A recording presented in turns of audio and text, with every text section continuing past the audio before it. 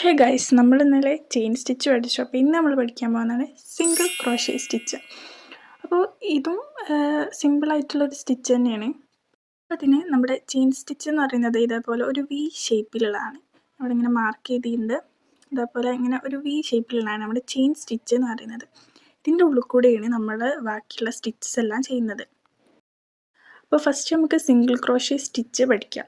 അപ്പോൾ ഇതിന് നമ്മുടെ ഫസ്റ്റത്തെ സ്റ്റിച്ചിലോട്ട് ഇടാണ്ട് ഫസ്റ്റത്തെ സ്റ്റിച്ചിലാണ് നമ്മുടെ ഹുക്ക് നിൽക്കുന്നത്. അതിലിടാണ്ട് രണ്ടാമത്തെ സ്റ്റിച്ചിലെ ഫസ്റ്റത്തെ ആ ഒരു പീക്ക് മാത്രം ഇങ്ങനെ ഇട്ടതിന് ശേഷം നമ്മുടെ യാൺ ഓവർ ചെയ്ത് 2 ലൂപ്പ് ഉണ്ടാവും. ആ ലൂപ്പിൻ്റെ ഉള്ളിൽ കൂടെ ഇങ്ങനെ എടുക്കുക. ഇതാണ് സിംഗിൾ ക്രോഷേ സ്റ്റിച്ച് എന്ന് പറയുന്നത്. അത് നല്ലോണം ഒന്ന് നമ്മുടെ വീഡിയോ കണ്ട് ഒന്ന് പ്രാക്ടീസ് ചെയ്യുക. അപ്പോൾ ഒന്നുകൂടെ കാണിച്ചു തരാം. നമ്മളിങ്ങനെ അതിൻ്റെ ഉള്ളിൽ കൂടെ ഇട്ട് യാൺ ഓവർ ചെയ്ത് ഒരു ലൂപ്പ് എടുത്ത് പിന്നെ ഒന്നും കൂടി യാൺ ഓവർ ചെയ്യുക, ഉള്ളിൽ കൂടെ ഇങ്ങനെ എടുക്കാം. ഇതിപ്പോൾ ഞാൻ പറയുമ്പോൾ ആർക്കും ഒന്നും മനസ്സിലാവില്ല, പക്ഷെ നമ്മൾ നല്ല ചെയ്ത് പഠിക്കാം. ഈ വീഡിയോ ഇങ്ങനെ പോസ്റ്റാക്കി നമ്മൾ നല്ലോണം ചെയ്ത് ഇങ്ങനെ പ്രാക്ടീസ് ചെയ്താൽ നമുക്ക് കിട്ടും. അപ്പോൾ ബാക്കിയുള്ള സ്റ്റിച്ചസ് അടുത്ത വീഡിയോയിൽ പഠിക്കാം. അപ്പോൾ ശരി, ബൈ.